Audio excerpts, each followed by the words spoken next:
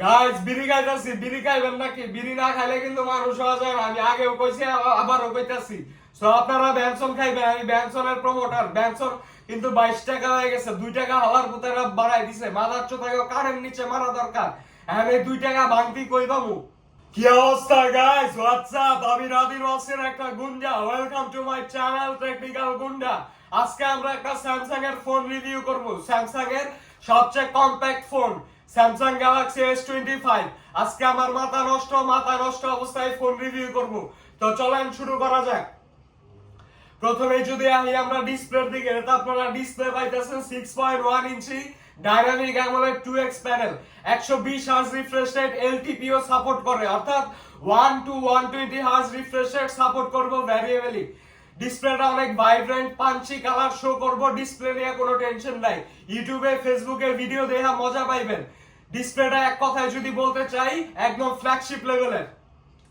Display সাইজটা একটু compact 6.1 ইঞ্চি, যারা ছোট ফোন পছন্দ করেন তাদের লাগে একদম আইডিয়াল সাইজ। এইবার আমরা একটু ভিতরের দিকে হান্দাই, অর্থাৎ পারফরম্যান্স হিসাবে পাইতেছেন আপনারা দুনিয়ার সবচেয়ে powerful mobile processor Qualcomm Snapdragon 8 elite. Qualcomm Snapdragon 8 elite সম্পর্কে আমি আর কত কম কইতে কইতে আমার মুখ ব্যথা হয়ে গেছে গা।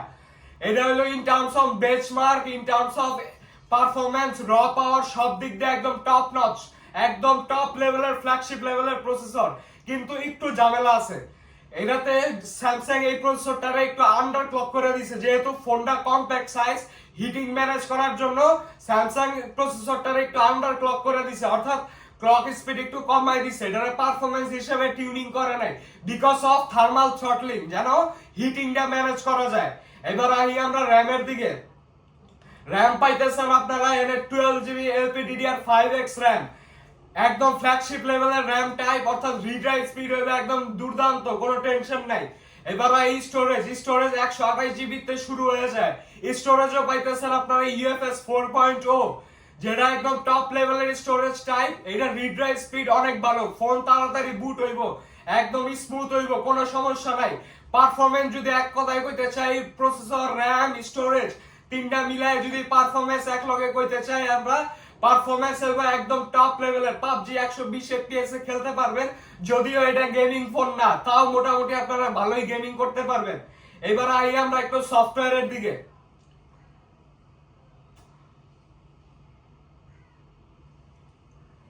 গাইস বিড়ি খাইতাছি, বিড়ি খাইবেন নাকি? বিড়ি না খাইলে কিন্তু মানুষ হওয়া যায় না। আমি আগেও কইছি, আবারও কইতাছি। সো আপনারা ব্যানসন খাইবেন, আমি ব্যানসনের প্রমোটার। ব্যানসন কিন্তু 22 টাকা হয়ে গেছে, 2 টাকা হওয়ার পুতারা বাড়াই দিছে। মাদার চোদাকে কারের নিচে মারা দরকার। এখন এই 2 টাকা ভাঙতি কই পাবো? আচ্ছা আমরা ফোনে ফিরা যাই। এরা সফটওয়্যার পাইতেছেন আপনারা One UI 7 আর Android 15। সফটওয়্যার নিয়ে কোনো প্যারা নাই, যেহেতু স্যামসাং এর One UI সম্পর্কে তো আপনারা ভালোই জানেন।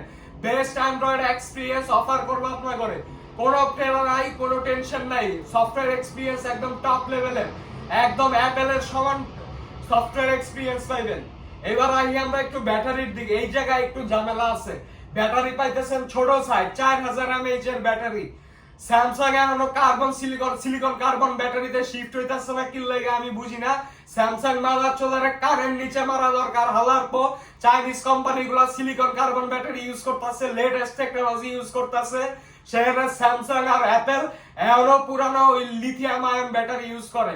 এই মোবাইলটাই যদি আপনাকে সিলিকন কার্বন ইউজ করা হয়তো ইজিলি 6000 mAh এর ব্যাটারি দিয়ে দিতে পারতো। আচ্ছা প্যারা নাই, স্যামসাং হয়তো ভয় পাইতেছে, এটা আরো টেস্টিং হইব, তারপরে স্যামসাং দিব।